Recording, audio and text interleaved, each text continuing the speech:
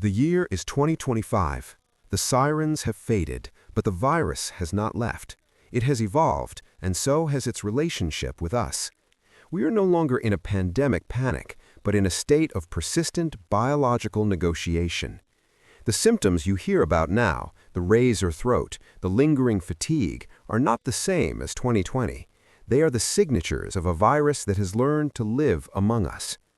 Welcome back to Health Inside, Anatomy and Science. Today, we are conducting a full biological intelligence report on COVID-19 in 2025. We will map its new pathways in the body, decode the mystery of long COVID at a cellular level, and provide a clear, science-backed survival protocol for this new phase. This isn't about fear, it's about understanding the rules of engagement with a permanent global pathogen. The 2025 variant landscape, from pandemic virus to endemic pathogen. SARS-CoV-2 is undergoing convergent evolution.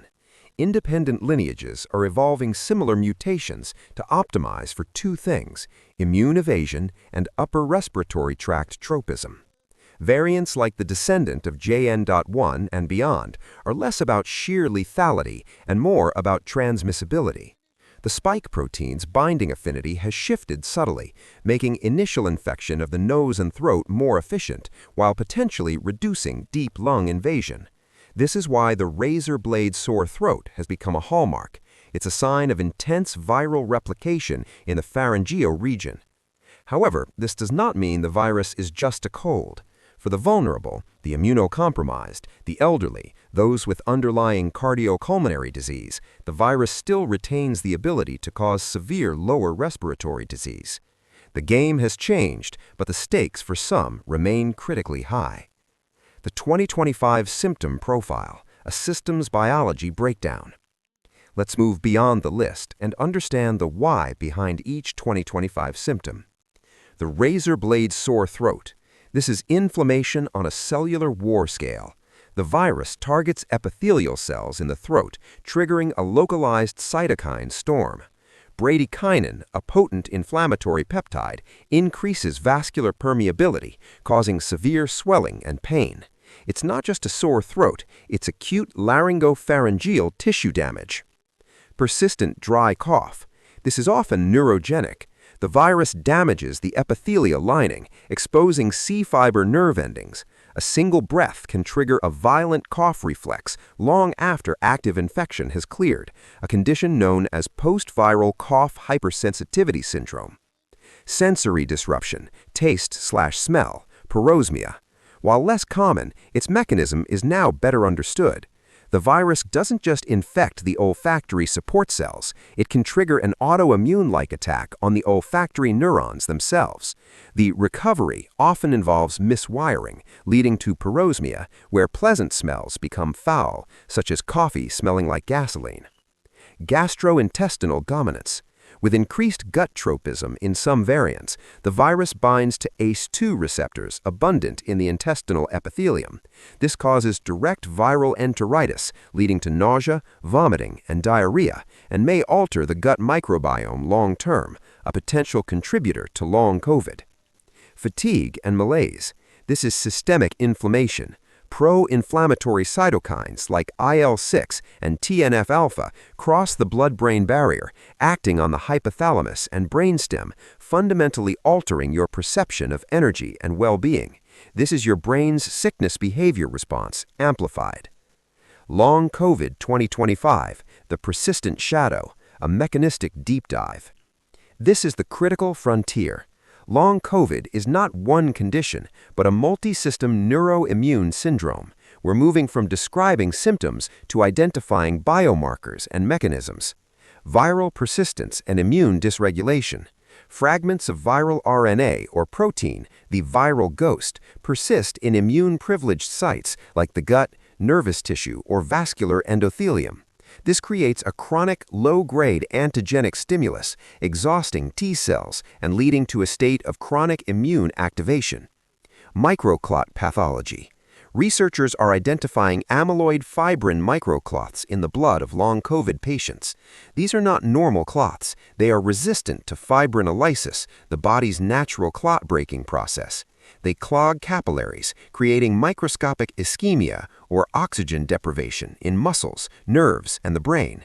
This directly explains post-exertional malaise, PEM, and brain fog. Autoimmunity and receptor disruption. The viral infection can trigger the production of autoantibodies, immune cells that mistakenly attack the body's own tissues. These include antibodies against G-protein-coupled receptors, GPCRs, that regulate autonomic functions like heart rate and blood pressure, explaining POTS, postural orthostatic tachycardia syndrome. Mitochondrial dysfunction. The virus appears to damage or reprogram the mitochondria, the power plants of our cells. This leads to a cellular energy crisis where even basic activities demand a physiological cost the body cannot pay, manifesting as crushing fatigue. The 2025 Defense Protocol, beyond booster shots.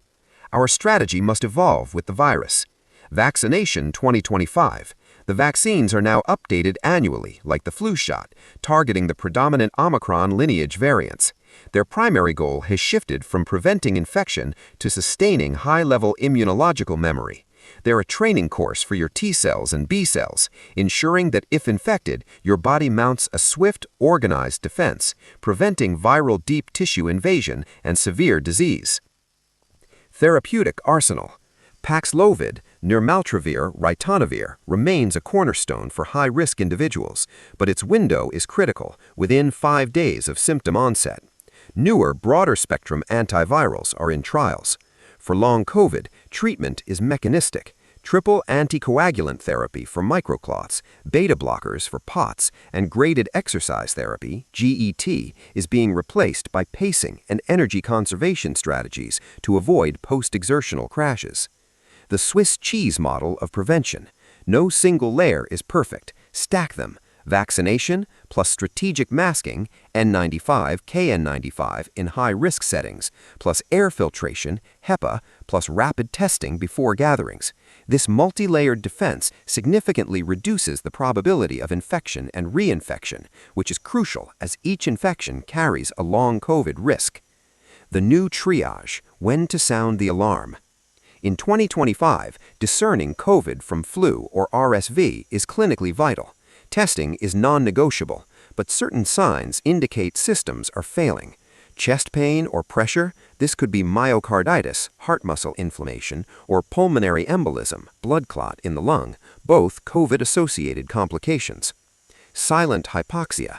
Oxygen saturation dropping below 94% without immediate shortness of breath. This is a medical emergency. A home pulse oximeter is a key tool. Severe neurological signs, new-onset confusion, aphasia, trouble speaking, or significant weakness could indicate stroke, encephalitis, or severe neuroinflammation.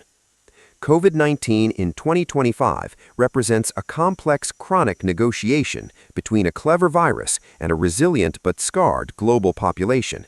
The acute crisis has matured into a long-term management challenge.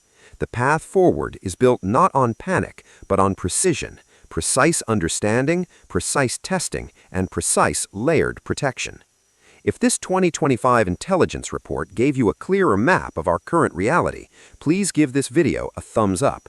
It helps our channel provide more crucial, in-depth science. Share it with someone who needs to understand that mild doesn't mean inconsequential. Subscribe to Health Inside, Anatomy and Science, and hit the bell. We're here to translate the evolving science of health into actionable knowledge for your life. Stay vigilant, stay updated, and stay well.